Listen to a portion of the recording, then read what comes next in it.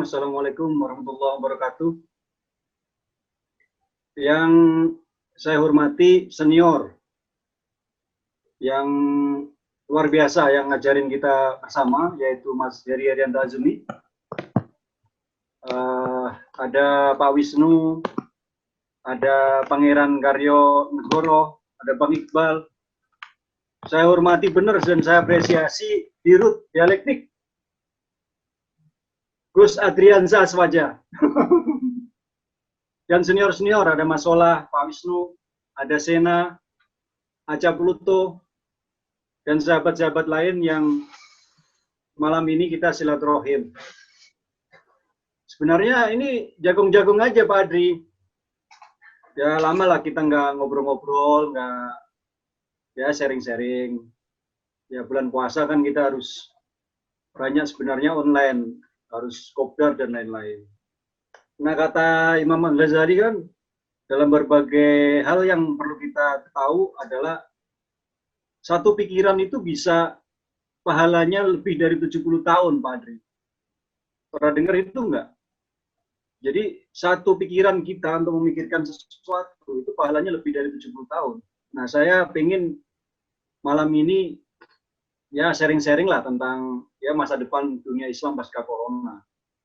Nah sebenarnya saya juga ingin belajar banyak. Ada Mas Heri kan, kita mengerti dunia atau mengerti situasi global kayak gini kan berkat yang diajarkan Mas Heri Arianto Azumi.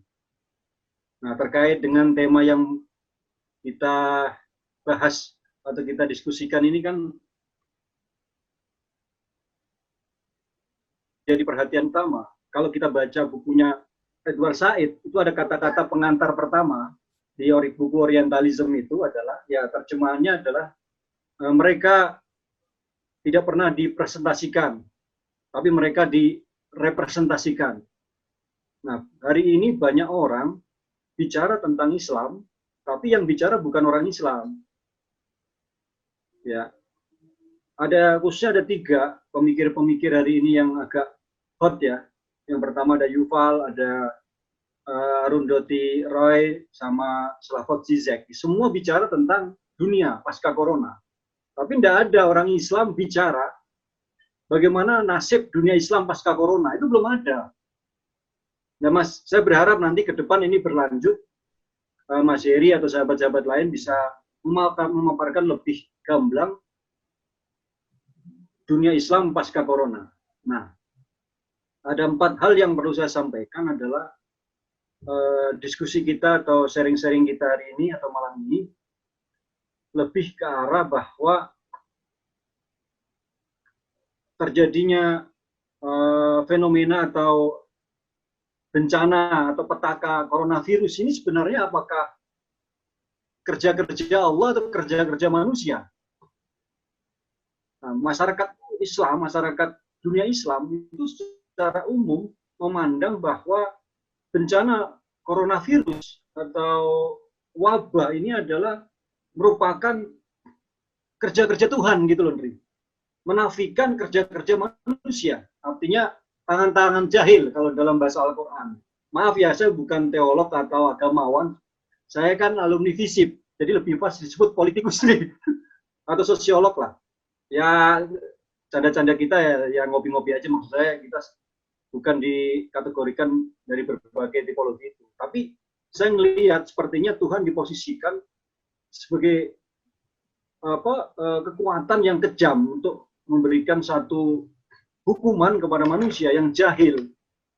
Nah, saya melihat fenomena atau kejadian atau petaka atau bencana coronavirus yang melanda dunia ini tanpa melibatkan unsur manusia. Tuhan dipahami sebagai sosok lah, katakanlah begitu, yang menghukum angkara yang dilakukan oleh manusia. Nah, dunia Islam memahami hanya sebatas itu, tidak melihat bahwa ini adalah ada tangan-tangan jahil. Kalau bahasa Arundhati Roy adalah Cina. Jadi coronavirus ini adalah konspirasi Cina untuk menjadi pengendali dunia. Nah, tapi kan kemudian apa konspirasi ini benar atau enggak itu kan nggak bisa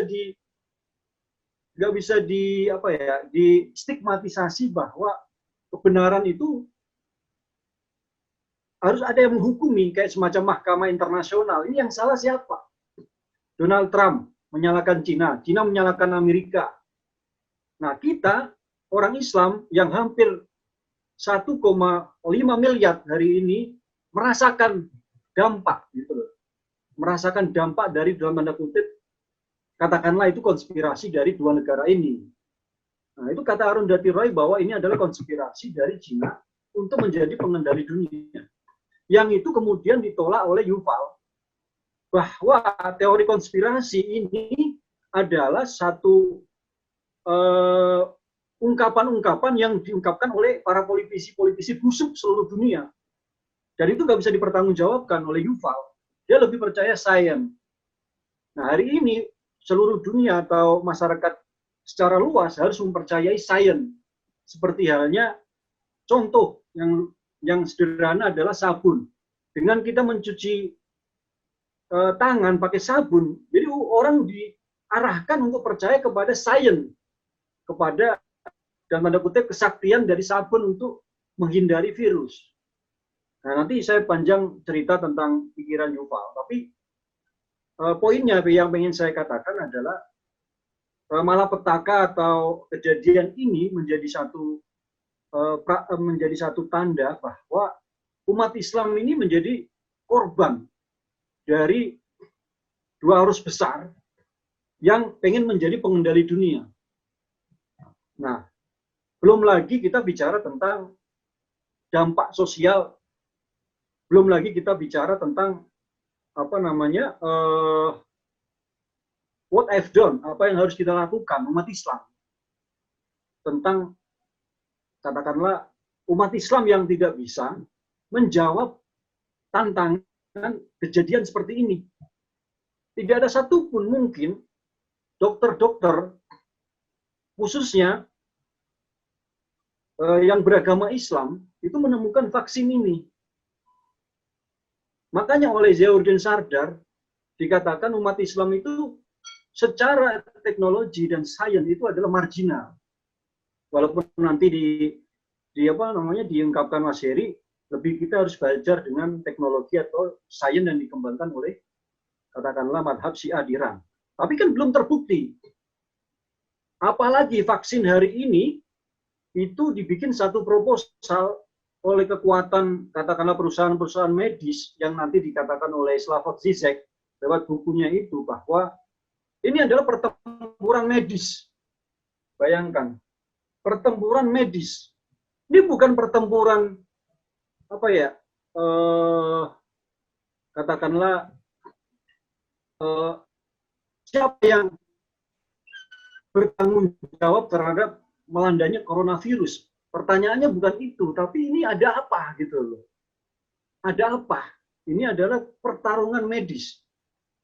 Nah, banyak perusahaan hari ini yang kemudian membuat proposal untuk memproduksi vaksin oleh siapa? Oleh banyak katakanlah pakar-pakar dikatakan ya grup mereka yang memproduksi kelompok-kelompok yang hari ini menjadi rezim dari katakanlah rezim kesehatan WHO dan lain-lain dengan segala jaringannya. Tapi kan negara Islam atau negara atau umat Islam itu tidak mampu memproduksi katakanlah vaksin untuk menjawab atau mengobati virus corona yang mencemaskan dan menakutkan ini. Belum ada. Nah, umat Islam itu dalam kategori situasi seperti ini marginal secara sains teknologi. Nah, yang kedua adalah pikiran-pikiran Yuval, pikiran-pikiran Arundhati Roy dan Slavoj Zizek itu kan tadi memaparkan situasi yang terjadi tanpa kemudian secara khusus membahas tentang dunia Islam. Yuval lebih banyak membahas tentang katakanlah masyarakat Barat. Slavoj Zizek lebih banyak membahas tentang di Eropa. Arundhati Roy lebih membahas tentang situasi yang terjadi hari ini di India. Bayangkan ada orang Islam 460 juta orang Islam yang hari ini terlunta-lunta oleh rejim Narendra Modi, Perdana Menteri India, karena efek lockdown ini. Nah, maksudku kita, khususnya orang Islam, di bulan Ramadan ini harus mulai membuat satu platform atau roadmap langkah-langkah umat Islam untuk menjawab ini. Nah, yang ketiga nanti kita banyak diskus adalah fenomena coronavirus ini apakah kemudian akan membuat dunia hancur? Seperti oleh para konspirator-konspirator itu kan ingin yang kamu kirim tadi, Rockefeller Institute dan lain-lain, ingin membuat satu perubahan total dari tatanan dunia yang sebenarnya sudah tidak bisa, enggak memadai lagi. Makanya dibuat satu bentuk ulang dari tatanan dunia. Nah, pertanyaannya adalah apakah coronavirus ini bisa membuat seluruh masyarakat dunia itu hancur atau musnah? Nah, orang Islam itu beda dengan orang Barat, katakanlah begitu. Orang Islam itu masih meyakini kiamat itu masih lama. Gitu loh, Bos. Apalagi orang Syiah. Orang Syiah itu punya prinsip namanya filsafat Mahdisme. Jadi nanti akan muncul Imam Mahdi yang menyelamatkan kerusakan zaman, binasanya zaman. Tapi fenomena atau malapetaka atau bencana wabah coronavirus, apakah ini akan menjadi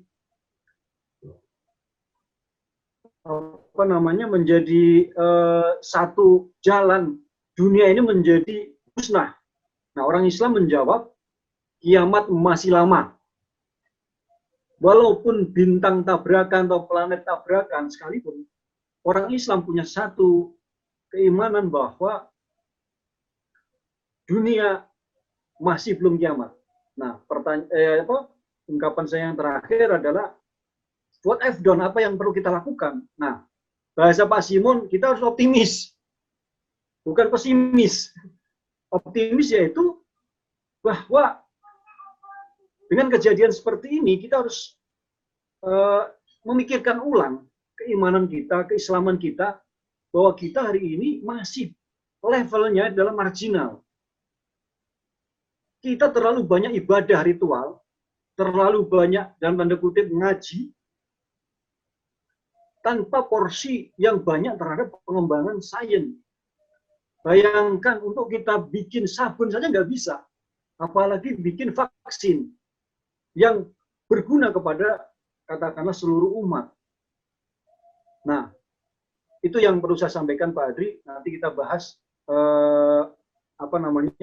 pasca corona. Jadi bagaimana orang Islam itu bisa menjawab tantangan kalau memang coronavirus ini reda. Nah, ini nanti kita diskusikan bareng-bareng. Demikian, wallahu muwaffiq ila aqwamit thoriq. Wassalamualaikum warahmatullahi wabarakatuh.